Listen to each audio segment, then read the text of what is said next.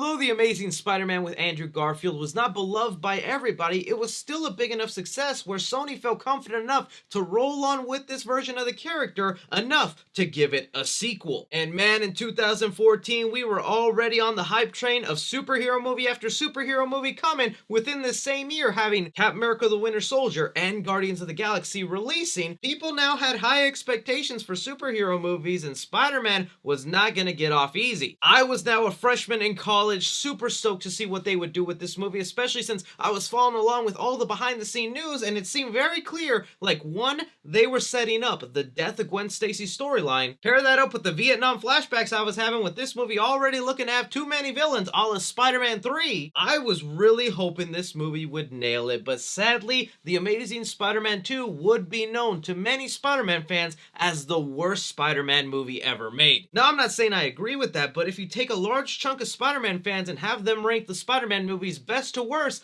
more than not, The Amazing Spider-Man 2 will land at the bottom of that list for many people here, and I'm just gonna be honest with you guys. I have a soft spot for The Amazing Spider-Man 2. Now don't get me wrong, I am gonna be very harsh on this movie, you'll wait and see. But I really don't think this movie is as bad as a lot of people say, and it just has a few missteps here and there, and I feel like if they just tweaked up a few things, this would have been one of the greatest Spider-Man movies ever made. But enough talking here, let's go ahead and hit play with Amazing Spider-Man 2 from 2014. Alright, so with the opening of Amazing Spider-Man 2... What the... What is this?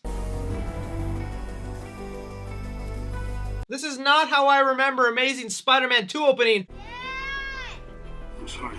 What is going on here? That is exactly what went through my brain when I rewatched the Amazing Spider-Man movie recently, because in my mind, the opening of Amazing Spider-Man 2 was always that sequence of Peter Parker jumping in the air with his suit slowly dissolving into frame, with that amazing ripple swinging opening where I was ready to say, best damn opening of any Spider-Man movie. Then I remember that's not actually the opening. So let me start with the harsh whooping this movie's about to get from me.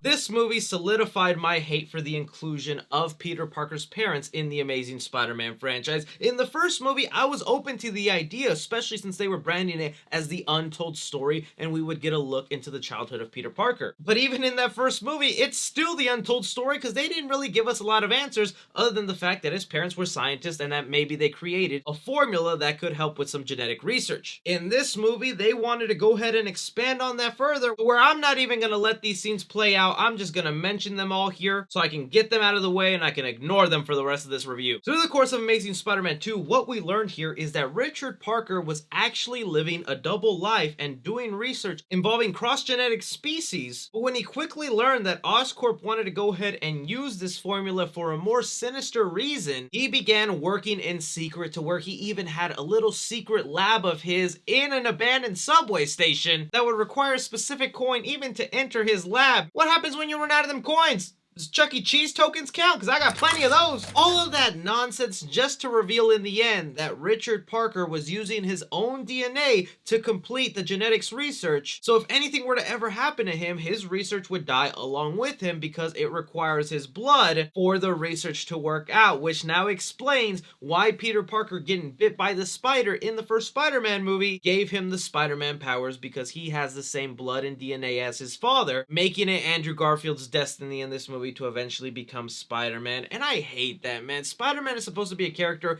that just accidentally got bit by this spider. It happened by chance. It could have happened to anybody. And this storyline of making it his destiny and forcing it upon him just kind of takes away from the whole character. Now, ignoring all that Peter Parker parent stuff, we move on to what I consider the real opening of Amazing Spider-Man 2 that is the best opening of any Spider-Man movie.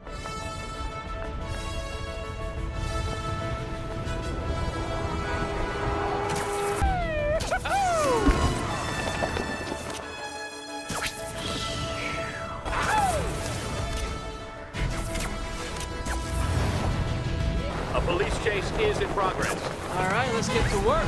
This is where the highs of Amazing Spider-Man 2 are too good to ignore, and it pains my heart that people would rank this movie at the bottom of the list, because not only are the visuals absolutely stunning, like even to this day, there is not a Spider-Man movie that looks better than The Amazing Spider-Man 2. The swinging is also the best it's ever been, and this reveal of Andrew Garfield's new suit is a major upgrade, and sometimes I think it is better than the Raimi suit. Only because I am a bigger fan of the spider symbol that Andrew Garfield has. I also like how they gave him the big white bug eyes, to where Tobey Maguire's suit had the silver eyes. Not to mention, I also just like the material that the suit is made out of that is a little different from the Tobey Maguire suit, because the way it shines in daylight just looks absolutely fantastic, and that's a big contrast from the Amazing Spider-Man suit that only looked good in nighttime setting. But we're following Peter Parker here, who is doing his daily runs of protecting the city when an armored truck has been robbed containing some Oscorp tech, where we come in contact with Paul Giamatti's character playing the Rhino. Oh man, I was just praising this movie, and now I had to bring it down a notch.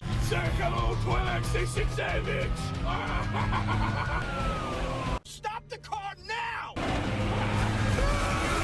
While I'm always a fan of Andrew Garfield's quipping in these movies, Paul Giamatti needs to bring it down a couple of notches. The boy is going way overboard with his performance, and that's something that'll become a big factor with the rest of the villains in this movie, is they just never find the right balance to interact with this version of Spider-Man, where I felt like the Lizard was at a perfect level in contrast to be the first villain for him, that here, they just feel like they were pulled out of a cartoon. Just Spider-Man. Costume gives it away, huh? Look, these look pretty important, Max. How do you know my name? Look that. All right, listen to me. Now I need you. You're my eyes and ears out here. I think what's even worse is that they got some amazing actors, like I'm talking Oscar potential actors, to play these villains, and somehow they just got the wrong idea of how to play the roles. But of course, Spider-Man saves the day and even makes it in time for what we learn is his graduation from high school. That thank freaking goodness is happening, because Andrew Garfield, my son, you no longer look like a high schooler. From here we learn that Peter and Gwen have still been dating since the events of Amazing Spider-Man, where Peter Parker has decided to ignore the advice of Captain Stacy to leave Gwen out of it, and it is beginning to haunt him, where in this movie they make the weird decision to have Ghost Captain Stacy watch over Spider-Man. And look, I like the idea that Peter Parker is struggling with the fact that he made this decision to go against Captain Stacy and it's haunting him, but I feel like there are way more effective ways that you could have done this than just rehiring an actor who I'm sure was kind of expensive just to stand there and stare awkwardly at Andrew Garfield. Like, is this happening in every situation? You know what I'm talking about? Easy, bug boy.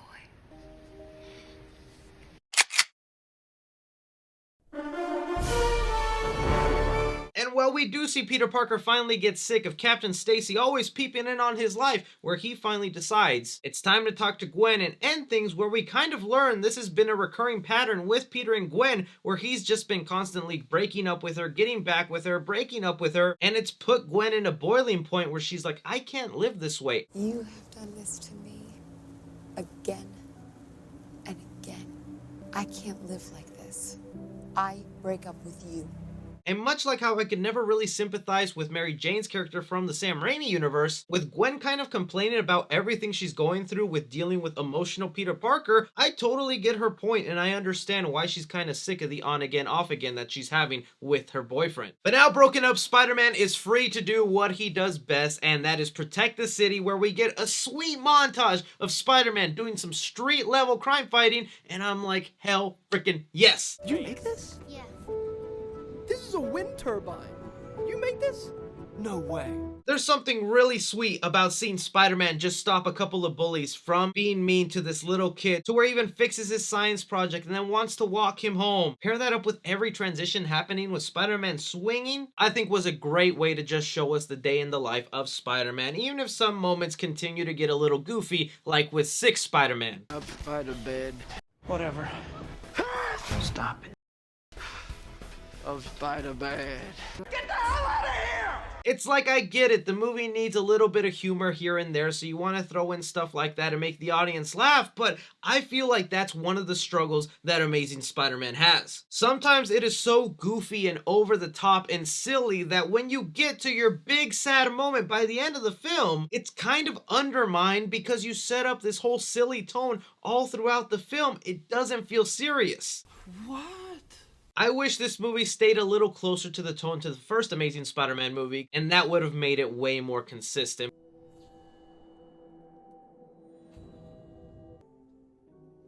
Like I was saying, with every heartfelt and serious moment, we gotta follow it up with something silly, and that's what we're treated to here when we get a look at the inside of the apartment for Max Dillon, Jamie Foxx's Electro, that I'm like, why did you decide to do this? A villain in a movie should always be someone that you sympathize with, even if you don't completely agree with their actions. And I'm sorry, but this right here, what is going on with Max Dillon as Electro, I don't consider him a real person. He feels now like a made-up fictional character that's very hard to sympathize with, because who's really decorating their room with that much Spider-Man stuff?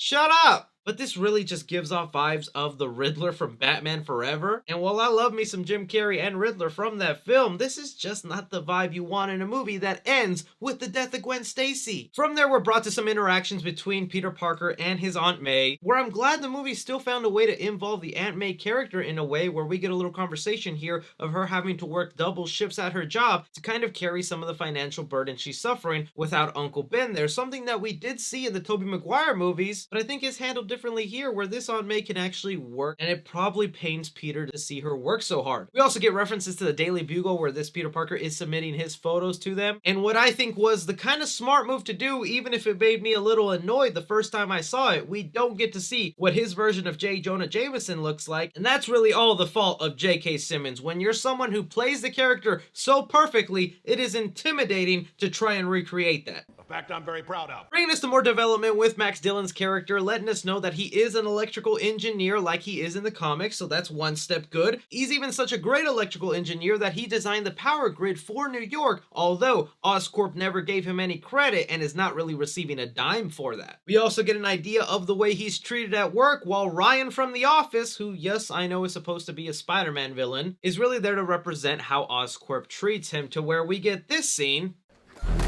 You're no Spider-Man. He's a Leo. You're a Sagittarius. You will smash him again. I'm gonna rip your well-groomed head off. Why are you doing stuff like that? Like, it just feels so unnecessary, because as bad as you're making Electro, personality-wise, with this over-the-top, goofy character that needs to dial it back, I still fully sympathize with this man because it's his birthday and they're forcing him to work at the power plant at a time where everybody is free to go home. And I truly mean that. As hard as it is to sympathize with this version of Max Dillon, I felt really bad for him, to where I wanted to be his friend and show up at the party, because nobody wants to be treated that way on their birthday. Shut down power on sector 32, please. Forget it. I'm out the door. What do you mean? No, listen, I'm up here. It's dangerous. Sorry, Max. Hello? So you could have honestly had a normal performance from Jamie Foxx, where he's just an underappreciated employee that has one bad day that sets him off the course for evil. And I guess on that subject of him getting his powers, that looks absolutely horrifying and something I would never want to go through, falling into a tank of eels. I think it is so funny that you so badly wanted this version of Max Dillon to look like an idiot and goofball with that haircut and teeth, that by the time he gets his powers, you're like, okay, he can't be an intimidating villain if he has that, so his superpowers will fix that issue. But now with that villain set up, we get here the setup for the next villain, Harry Osborn, who is played by Dane DeHaan. I cannot tell you guys, when I was following the behind-the-scenes news of Amazing Spider-Man 2, and they announced that Dane DeHaan would be playing Harry Osborn, I was cheering, clapping, going, best casting choice ever. I honestly thought this man was going to be the next greatest actor in Hollywood, because what I saw of him in Chronicle blew me away, and I thought he would make a perfect Harry Osborn. More on his performance in a sec here, but we see that he has come home from boarding school, where he is being reunited with his father for the first time in several years, finding out that he's gravely ill with this goblin-like disease, telling him he's gonna die very soon, and also, you're gonna have this disease too, because it's genetic. This is where I feel they really wasted the potential of the Norman Osborn character and went straight to Harry Osborn as Green Goblin, because although I'm not super thrilled of the actor they chose to play Norman Osborn, to me, Norman is always going to be a fascinating villain for Spider-Man because he's just a CEO who's power hungry, and just the idea of someone much older going ahead and beating up on a damn teenage kid using the resources of his company, I thought is interesting, to where always when it comes down to Harry Osborn, at the end of the day, he's just a spoiled brat, didn't get what he wants, and will ultimately be a much less interesting version than Norman. Although later on in this movie, they do things where I actually do get invested in Harry as a character, and I'm like, oh, there's potential here. Before that though, once we see Harry Osborn leaves with all the research that is left of how to fix the Goblin disease, we do get hints of what was going to be going down in Amazing Spider-Man 3, where Norman Osborn's body is scanned, and doctors taking care of him roll in this cryogenic freeze machine where they were going to save the severed head of Norman Osborn. Perfect opportunity to now talk about what they were going to do with Amazing Spider-Man 3. I mentioned how in this film we eventually learn that Peter Parker's blood is special and the key for this genetics research to work. In Amazing Spider-Man 3, I'll just play the clip. Part of the discussion was that possibly in 3, there was this idea at one point that Spider-Man would be able to take this formula and regenerate the people in his life that had died.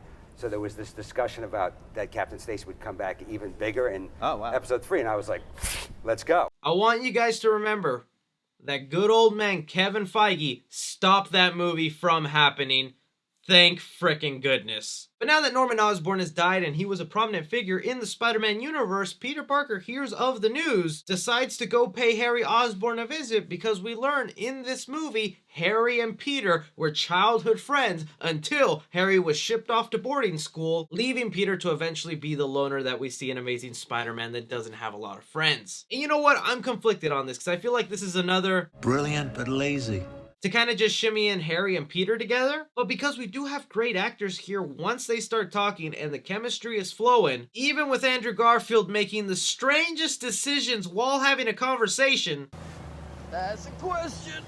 Oh, buddy. No, I don't. I love Andrew Garfield, personal favorite Spider-Man. But I get so damn annoyed that he made that character decision to do that. Why? But we see that Peter and Andrew are being watched by board members of Oscorp who really want Harry Osborn out of the company, since they feel this brat should not deserve the spot of CEO. To where when they even find out that Max Dillon, an employee of theirs, died in the company, they think this is a good idea to go ahead and frame Harry for it. That way they can kick him out of the company. But they don't know Max Dillon isn't exactly dead, and his Electro powers begin to emerge. As we cut to Peter Parker, who received a mysterious phone call from Gwen Stacy asking if they can meet together. My laugh is off the table. You got to figure out a more annoying laugh. It's still adorable.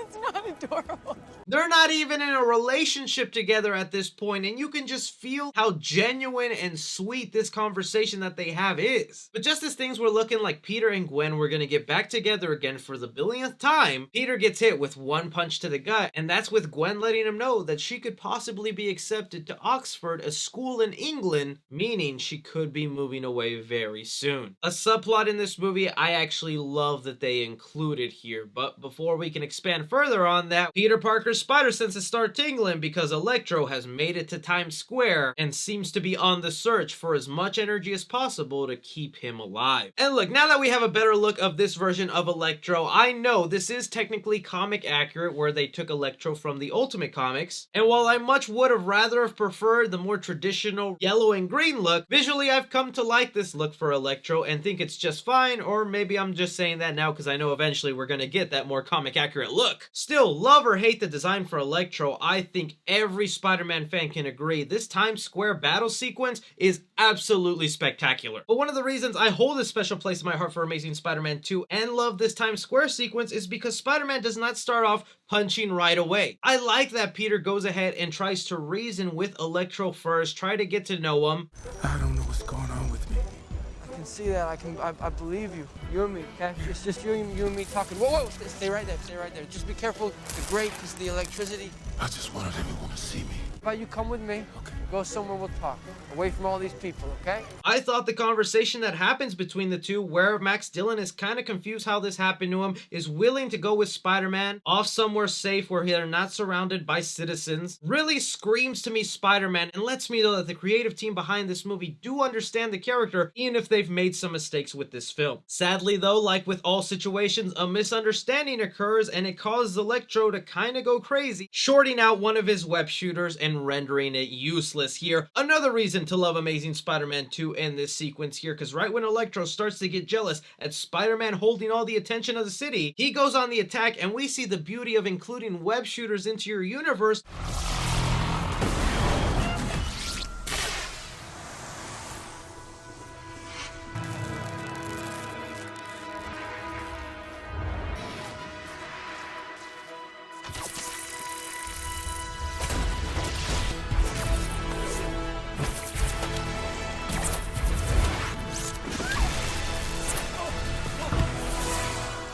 And what I think is a stand up and clap moment that gives me chills, especially with the way the citizens of New York stare at Spider-Man for saving them. I do wish this scene would have ended on that sort of high note, but it continues on, and this theme for Electro, I'm like 50-50 on it. I like the actual beats and sound, but why do you have the damn voiceover dialogue?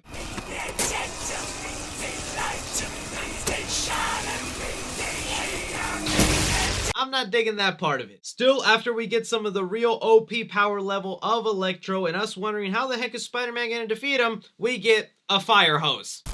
Nice work, fellas. The pleasure doing business with you.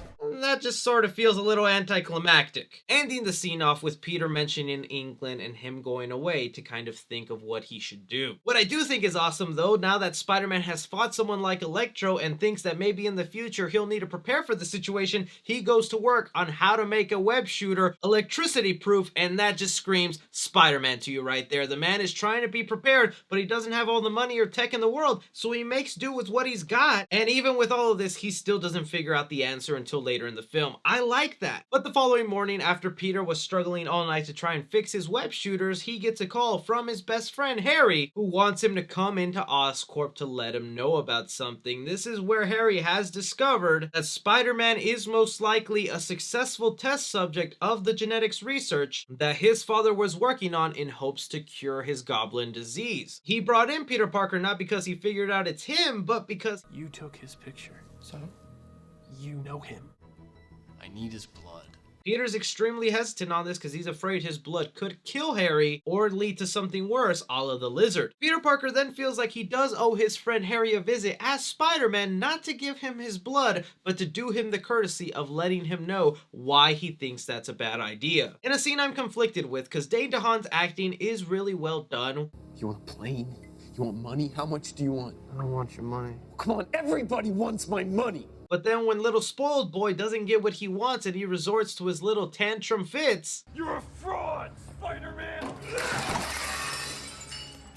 it leaves me kind of feeling meh with the scene. But I did mention this movie starts to pique my interest on the Harry Osborn character and kind of get me turned around on him once he's been rejected by Spider-Man and has lost all hope for gaining that research that could possibly cure him. We see here Felicity Harding, aka a character who was supposed to eventually be Black Cat, but sadly we'll never see that come to fruition, informs him that they still have samples of that research somewhere in Oscorp, but is not 100% sure where it might be. And before Harry could even investigate to where it might be located, we see Oscorp members come in, frame Harry for the death of Max Dillon, saying that he was aware of it but was wanting to cover it up, getting him kicked out of the company. And man, this is feeling a little familiar. In light of your deceptive criminal actions, you've been, how do I put this gently, fired. But you can't do this to me. No one is going to miss you. You know how much I sacrificed? But that's where Harry then makes it his mission to go visit this secret headquarters where they have Max Dillon, pleading they should work together and that Oscorp has screwed them both, and maybe if they team up, they can find a way to get revenge. And I would have really liked this scene. It was playing so well for me, but then like a lot of stuff with Amazing Spider-Man 2, Dane DeHaan needed to dial down his performance a little bit towards the end of it, where he literally sounds like a 10-year-old not getting his candy bar. I need you, please! Please! Please, Max! I need you! And side note, this is where I start really loving the powers of Electro in the movie. But now that 1/3 of the Sinister Six has now teamed up, we cut back to Peter, who has finally made his decision on what he should do with Gwen Stacy leaving the country to go to England. And even though it seems like he's too late, with Gwen already saying she's headed to the airport to leave early, Andrew Garfield's Peter Parker pulls out one of the most romantic moves of this movie, and that's him declaring his love for her, taking it a step further where he's decided to just fully commit to Gwen as far as to following her to England. I'm following you now. I'm just gonna follow you everywhere. I mean, they got crime there in England. They got tons of crime, it seems. Tons. I think a lot of Spider-Man fans were watching that scene go down like, yeah, ain't no way Spider-Man's actually going to England. They would never do a Spider-Man movie where Spider-Man is in Europe. But I feel like this is such a brilliant scene with Amazing Spider-Man 2 because you have these two characters just gushing out their love, and you think you're supposed to be watching this moment with your heart filled with joy and love, happy that Spider-Man might finally get his way, but because we don't believe that's how they would ever end a Spider-Man movie with him traveling to a different country, we know what most likely is coming and happening to Gwen, that watching this amazing scene of chemistry go down is kind of like watching a car wreck before it happens. And boy, does it not take long for that train wreck to happen, because now that Electro has helped Harry Osborn get his answers on where this Goblin formula is, he's taken to a secret compartment of Oscorp Tower that is supposed to be one of the biggest hint to a future Sinister Six movie that was being planned by Sony. Yeah, Amazing Spider-Man 3 wasn't going to be about Sinister Six. They were just going to spin that off into their own movie. But this is the scene where we get the transformation of Green Goblin, and this gives me serious Spider-Man 3 Venom vibes. It even happens around the same time at the hour and 40-minute mark where Eddie Brock was forced into becoming Venom, and now Green Goblin is being forced to become him so late into the movie. Not even just that, while the visuals themselves are really eerie to look at with Harry going through this Goblin transformation, I find it so ridiculously dumb that the only reason he's saved in this moment is because Oscorp not only happens to have the perfect Green Goblin suit that also has a healing factor built into it. That is lazy writing at its finest right there, that your character just went ahead and basically killed himself, but wait, he's gonna put himself in a magical suit that'll keep him alive. I'm just like, come on. And I do want to give them props for trying out the natural Goblin face look, as sometimes it's just hard to explain why a company at all would be making a mask that's supposed to resemble a goblin, but the final design choice just didn't end up working for me. Bringing us back to Peter and Gwen, who feel they are moments away from getting into a taxi and heading off to the airport to go to England until Electro gets the power grid that he was promised from Harry Osborn, causing a lot of chaos in the city right here. One thing I do want to praise the Amazing Spider-Man, you feel the stakes here, because although I think Electro taking over the power grid of New York City is like a cliche comic book thing to do, the movie does a good job with showing you how much of the effects that has on the city, with Aunt May working at the medical office and people being in danger there. The absolutely suspenseful thing that Spider-Man isn't even aware of that's happening, with two planes about to collide with each other. And the cherry on top, two big brain intellectuals, Gwen and Spider-Man, brainstorming ideas of how to go ahead and start fixing this mess. There's an emergency reset at the power plant. How am I gonna stop him? Every time I get close to him, he fries my web shooters. Okay, have you tried grounding them? I tried everything. Really showing how resourceful Gwen Stacy can be with fixing Peter's electricity problem with his web shooters. But now with the final battle set up, all that's left to do is for us Spider-Man fans to sit back and enjoy the eye candy visual effects and swinging that is Amazing Spider-Man 2.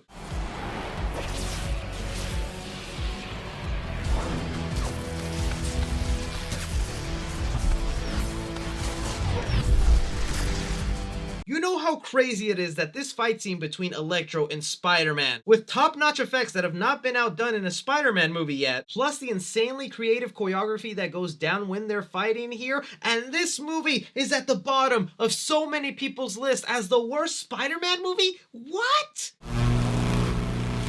Oh, thank you, Gwen Stacy.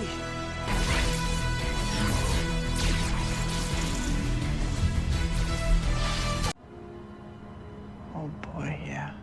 But in the middle of Spider-Man and Electro hashing it out a little bit, we see Gwen Stacy has arrived at the power grid to help out Spider-Man, and this is where the tone completely changes. We were seeing Peter Parker joke around, being a little silly, even if he's getting the crap beat out of him, which is very much in line with Spider-Man, but when he sees Gwen there and knows the danger they're currently in, he is not joking around. You can't be here right now.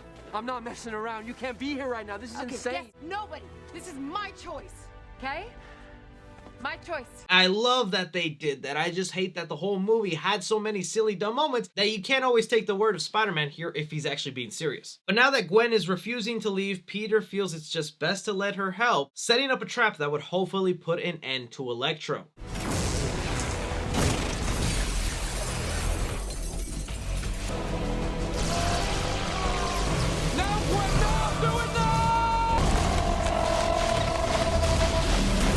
Bringing us to Spider-Man saving the day, happy with Gwen Stacy, where they're even joking around about catching their next flight. Sadly, they'll never get on that flight because we get the entrance of Harry Osborn as Green Goblin.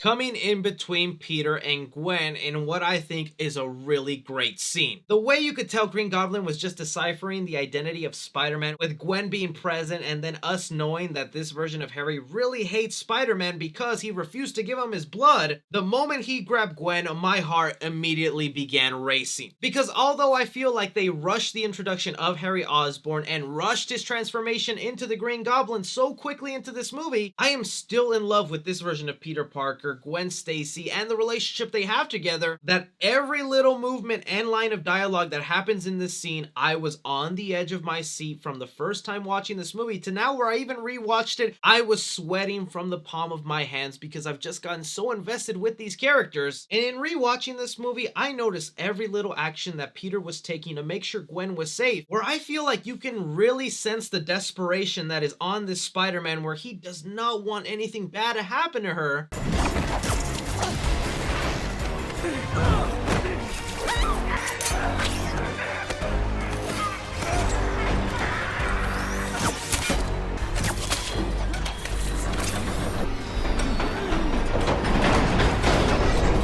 And yet, just like with a lot of things in Spider-Man's life, try as hard as you want, things will still go badly.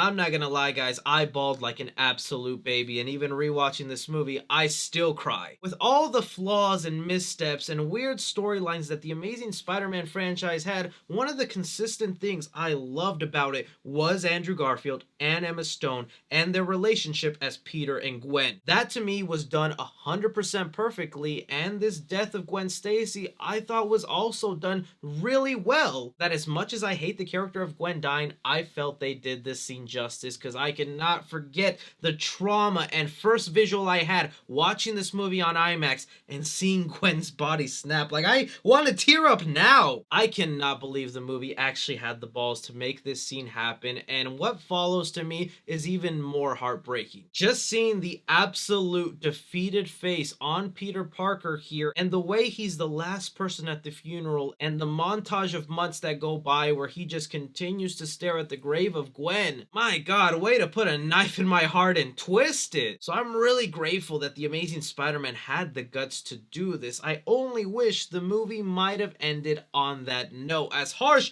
as that sounds, because this is still a franchise and the movie wants to go ahead and set up those things with showing us Green Goblin still alive, that I'm very happy with. They could have easily have killed off his character right away, but I like that they kept him alive, especially because that made me excited for Amazing Spider-Man 3 before I knew what it was about. Because this made the character of Harry Osborn so interesting for me, because I know Spider-Man is going to want to beat the crap out of him, and will he go the distance to killing him for what happened to Gwen? But no, this is more of a setup for a solo Sinister Six movie. But not ending there, because we cut to Spider-Man working his way to wearing the mask one more time. And look, I know several months have passed, and Peter Parker has not been Spider-Man because he's been dealing with the death of Gwen. I still feel like her death and the pain that Spider-Man was going through was just sort sort of all undermined with him then putting on that mask and going up against a super goofy and ridiculous Rhino, to where I do like the message that Spider-Man will always keep his chin up, and although horrible things happen to him in his life, he'll still fight crime. I believe the movie would have been way better off if it ended with the funeral of Gwen. Not a perfect Spider-Man movie, but one I hold very deeply in my heart for doing some ballsy things, amazing swings, stunning visual effects, and taking major risks that we haven't seen done in a Spider-Man movie since or yet. But those are just my thoughts on The Amazing Spider-Man 2. I know there's a lot of people who do not like this movie, and I'd love to hear from you guys down below. And if you are someone who loves this film and likes it like me, let me know what made this movie for you. But don't forget to like, subscribe next week to Tom Holland movies. But as always, I'm Chris. Take care.